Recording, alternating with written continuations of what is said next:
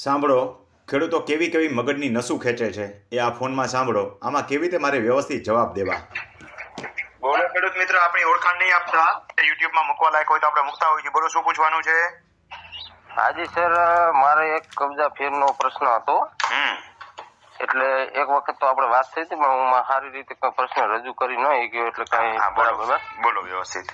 કે આપણે એક જમીન સર્વે નંબર છે કે નહીં, એની અંદર ઉલટ સુલટ કબજા થઈ ગયેલા. બરોબર છે. તમારી જમીન છે ત્યાં બીજો બેઠો છે ને તમે બીજાની જમીન ઉપર બેઠા છો. હા, એટલે આપણે જેમ એક શર્ટ નું બટન અવળું ફિટ સમજાઈ ગયું. એ તો શર્ટના બટન દાખલા આપો, મને ખબર પડી ગઈ મને. હા, બોલો હવે. એટલે એમાં વાંધા અરજી આપેલી છે.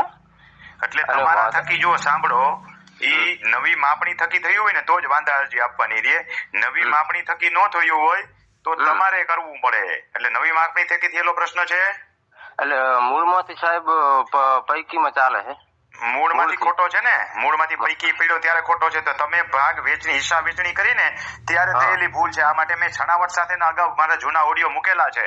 તમે ન સમજી શક્યા તો તમે યુટ્યુબમાં જૂના મારા ઓડિયો સાંભળ્યા નથી કે જયારે આપણા બાપ દાદા કરવા ગયા હોય ને ત્યારે તલાટી મંત્રીને કીધું હોય ત્યારે ઉલટ સુલટ નંબર નખાઈ ગયો હોય, ત્યારે ઉલટ સુલટ ભાગ વેચણી થઈ ગઈ હોય.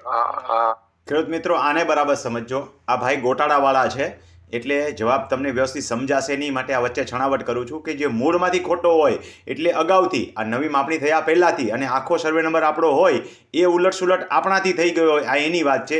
નવી શરતની જમીનવાળી વાત નથી. હવે આગળ સાંભળો. સાચી વાત છે સર. આમાં શું છે કે મૂળ એક મોટો સર્વે નંબર છે ને, એમાં પૈકી મૂળ થી હેડ્યું આવે પછી સમજી ગયો. એનો નકશો નહીં બનેલો એમ. હા, તમારી ભૂલ છે.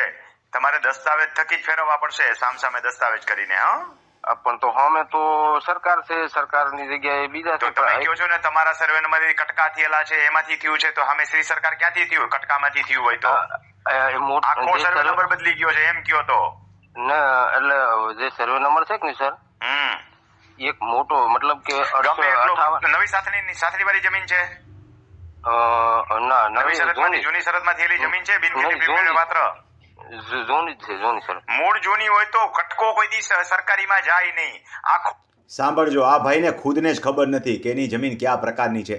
2 વાર મેં પૂછ્યું કે જમીન તમારી કયા પ્રકારની છે, બાપ દાદાની જૂની મળેલી છે એ છે કે નવી શરતમાંથી જૂની શરતમાં ટ્રાન્સફર થયેલી છે. સાથે સાથની શબ્દ પણ બોલું છું. હજી આગળ સાંભળો કેવી મગજની નસું ખેંચે છે એ. સર્વે નંબર હોય શ્રી સરકારમાં સામે બોલતું હોય તમે કબજા ફેર હોઈ શકે, સમજો બરાબર. બાકી એના પેટા કટકાથી પછી સરકારમાં ક્યાંથી કરી જાય? આખો કટકો તો તમારો મૂળ વાળી. એક મારો પ્રશ્ન એ છે કે જે મૂળ સર્વે નંબર રહ્યો ને, એ એક એવડો સર્વે નંબર છે 145 એકરનો. તો કાકા, મારા નવી શરતની મળેલી જમીન છે. હવે અને તમને તમારી જમીનની ખબર નથી, પ્રશ્ન પૂછો છો ત્યારે. પછાત જ્ઞાતિને મળેલી જમીન છે ને, હું કાસ્ટ નથી પૂછતો, હમણાં પૂછી લે ધડ દઈને. ના, એવું નથી. મૂળ જે આપણે ઘરખેડની જમીન છે ને એ છે. ટોચ મર્યાદામાં ગયેલી જમીનમાંથી મળેલી જમીન છે?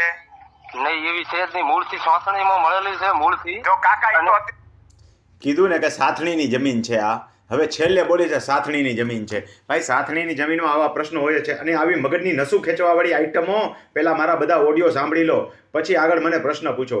4 વખત વચ્ચે હું બોલી ગયો છું કે સાથણીની જમીન છે, સાથણીની જમીન છે. છેલ્લે ભાઈ પૂછે છે કે હા સાથણીની જમીન છે. હવે આમાં મારે સીધા જવાબ કેમ દેવા? અરે, આઈટમો બાકી વિચિત્ર આવે છે. સાથણીની જમીનમાં કબજા ફેરવાળા પ્રશ્નો હોય જ છે. તમારી પાસે સ્કેચ અને રોજકામ ન હોય એટલે ગમે ત્યાં બેઠા હોય. આવું તમારા જૂના ઓડિયોમાં અનેક વખત કીધેલું છે. ટૂંકી વાતને આ